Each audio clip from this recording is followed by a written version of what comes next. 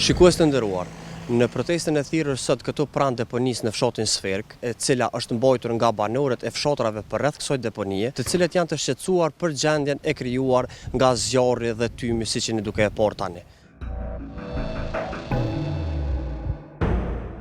Që 6 ditë jem ton me tym, me këtë detyrat më shël, dhe të mbyllën, këtë mbyllën. Dhe më asë me flajt, asë më ditën me najtë, kur qyshe, shprejtimin. Që ta shfrynera, ku të frynera herë në tonë, herë këtë tonë. Na jem 13 fshatra janë që të rrëthin, Sferka është midis. Organizimit e protestës dytë është për me nalë, si pike po me nalë që të zjarë. Pika dytë, mu zhvendos kjo, mu mbyllë këtë deponia, se deponia është se prej vitit 2015 ose 17 është deponi ilegale.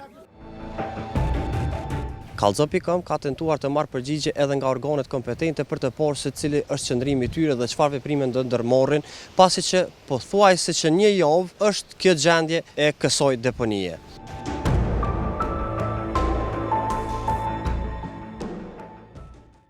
Djarfikët janë të intervenu prej mëngjesit. Okej. Djarfikët e Pejs.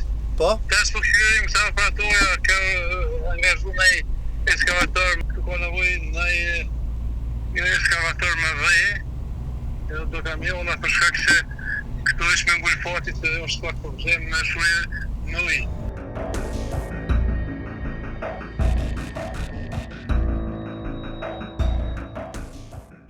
Zjarri është i lokalizuar, por nuk është i shumë.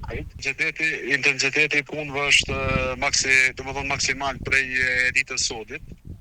Edhe po shpresoj shumë se brenda 5 ditë, eventualisht një javë do të mbulohet gjithë vatot e zjarrit.